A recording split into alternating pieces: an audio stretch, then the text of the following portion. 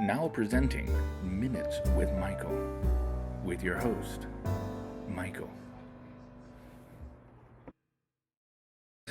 Hello and welcome back to Minutes with Michael, the title and title sequence that my wife and I both agree is completely ridiculous, but the aim is to get you to chuckle. Recent updates. I am back to work. Let me pull up my outline so I don't get too lost in thought and go way off course. Here we go. I'm back to work. These are my papers. I'm an essential person. Yay.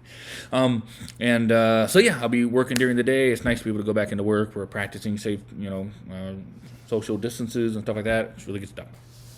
Basically, just making calls, outbound calls to help out our customers. Not welcoming any customers or anything like that in our store, just to be safe.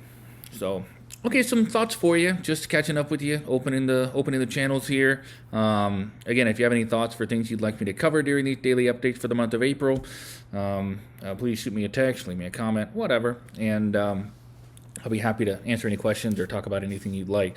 To wit, coming soon is we're going to be talking about COVID conspiracies. That sounds so cool. I'm going to make like a section, COVID conspiracies. That would be great. I'll come up with something and post about that. And we're going to talk about that, conspiracies about COVID-19, the coronavirus, stuff like that. As it relates to the end times and things of that nature, and we're going to chat about it. It'll be fun. I look forward to it. That was requested by somebody who's listening on their commute, and you know who you are, and yeah, it was awesome. So I'm looking forward to that very much. Thought for you. A video was posted by Pastor Mark Foster, and I wouldn't call him introverted, but he doesn't like publicity and attention, so I'm going to give him publicity and attention and say you should watch his video. I'll find a way to link to it or something. I don't know. Or you can just look him up on Facebook, Mark Foster. He pastors in Lebanon, Maine. And so it's just a great little video, like 10, 12 minutes long, about our responses to people and scenarios when we're either angry or afraid, a lot of emotions that something like a pandemic brings out, and I think you should watch it. It's very, very good. Thing is, he does have cool background music. I don't, so let's fix that. Yes. Now I am of the intellectual sort. Yes. Problem is, I'm not. He is. He deserves background music. If I had background music, it'd probably be something more exciting. Just fun. Yes. Anyways, so yeah, that's what's going on. You should watch that video. I have a book recommendation for you tonight by Joshua Rasmussen. He's a good thinker. It's a book really, it approaches, it's called How Reason Can Lead to God. And this really is turning into Reading Rainbow, and that's okay.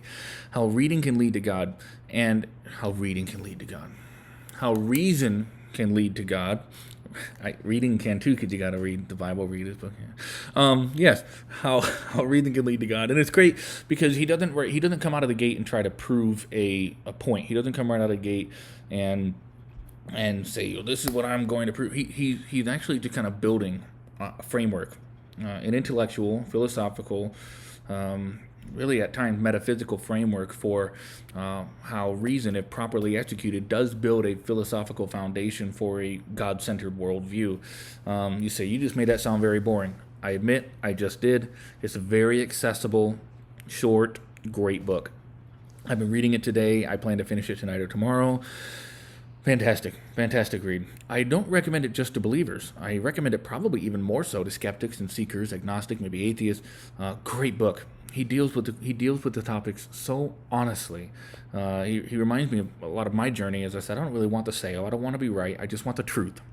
I don't want something that makes me feel good. I don't want something that's false. I don't want a security blanket. I just want the truth.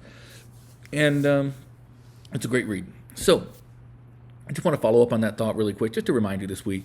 If we see a lot of people deal with the coronavirus issues and COVID-19 issues, no, humans don't have the monopoly on morality.